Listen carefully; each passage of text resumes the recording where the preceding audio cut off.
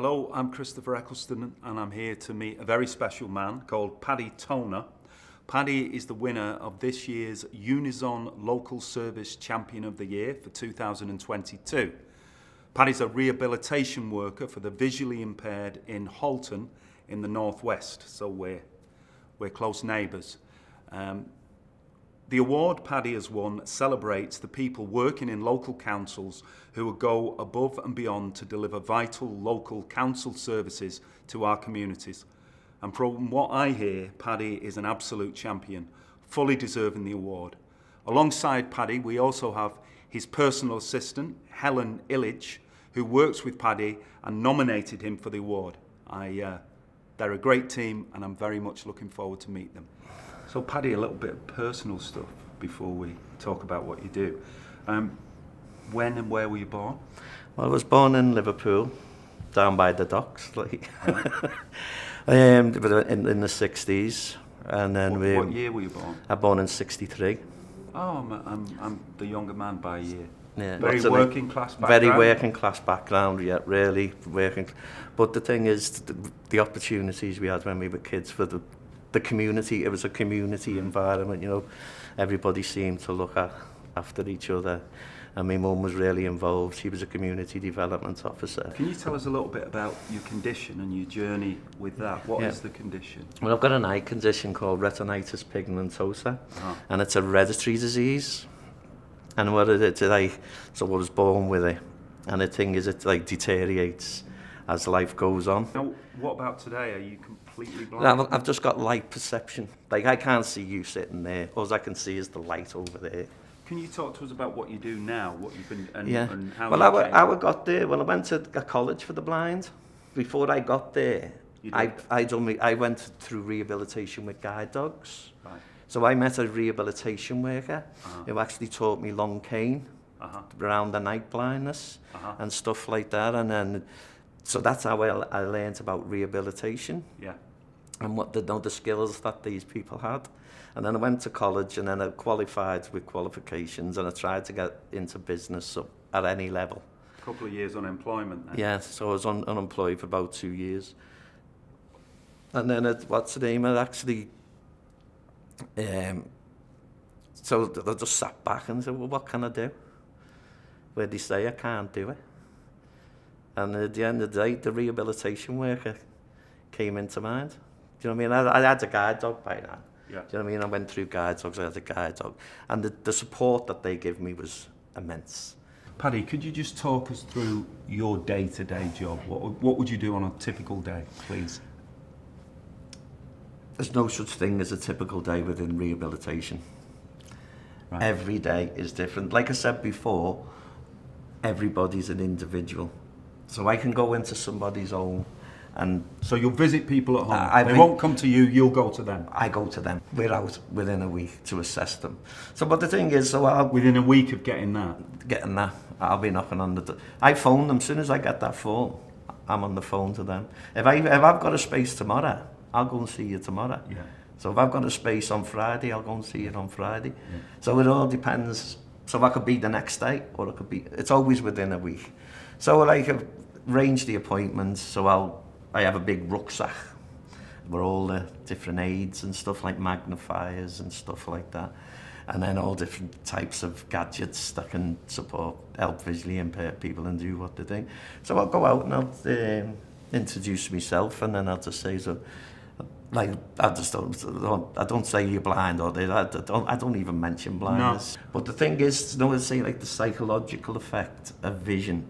With macular degeneration, it's central vision. So all they see is the loss. They can see the light, but all they see is the loss. So they're looking straight ahead and what's it. So I'll go out and they say, well, I can't read anymore, or I can't do this anymore. So I'll start off with the reading. Well, no, I'll start off talking about the eye condition. So they're like, well, you're not going to go totally blind, you know. And I go, well, what do you mean I'm not going to? I've been told I'm going to go blind. I say, well, your eye condition, you don't lose your vision completely. So straight away, they're listening.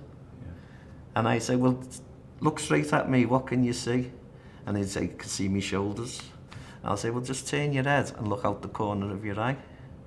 and then they'll go, You're empowering them.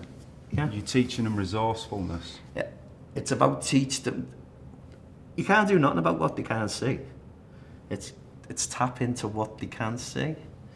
So once you get them using, it's called eccentric viewing. So you can see down your nose. So when you're looking at it, so just look down your nose and you can see it. You see, Or just looking out the corner of your eye, you can see it. So next year it's estimated that there's going to be a shortfall of about £3 billion going towards councils and council workers. It's true to say, isn't it, that the council workers are the talent. That is their service. The service you offer as a council worker is what you can give individually. Yeah. So what is that impact going to be on how you will do your job, that kind of shortfall? See, that's right away across the thing. That's all to be defined by bureaucracy. Yeah. Yeah, do you know what I mean? Yeah. Like, at the end of the day, over the 25 years that I've actually worked within local government, I've had to fight that fight every so many years. Like, we've just been right through, since 2012, we've had cut after cut after cut. You know what I mean? No, not getting no wages, we haven't had any pay rises, but these people still get up of a morning and go to work. Yeah. And they're still on the same pay they was years ago. Yeah. Do you know what I mean? So it has an impact. But the thing is, the people are the council. I know it's the funding. So if you take resources away, there's only one loser. Well, there's a couple of losers. There's the staff, but there's also the people. So the thing is, it's like we're working with mental health and the stuff. local area and the community. So it has a loses. big, the community, it's not just about the actual employee, it's the community. Yeah. So like, it's the cart before the horse. Like the NHS, I was working in local government for the last 25 years. The NHS is the thin end of the wedge. The thick end of the wedge is the local government. Because everybody who goes into hospital for 2 weeks are coming out. So if millions go through the NHS in hospital and they need care when they come out, where do they go? Well, They don't go to that hospital. Yeah. They go into social care. They go into local government. And if it's not there, it's just going to be a further burden on the NHS. We need to get that message out there a bit more and drive home what... But the local government workers are the strength. Do you know what I mean? They're the ones who get up every morning and go and do it. And they've done it for years. And it's we're fighting a battle now about pay. Do you know what I mean? That's still going on. You know what I mean? So every year it's the same. Mm-hmm. But the thing is, we still get up and do it. Mm-hmm.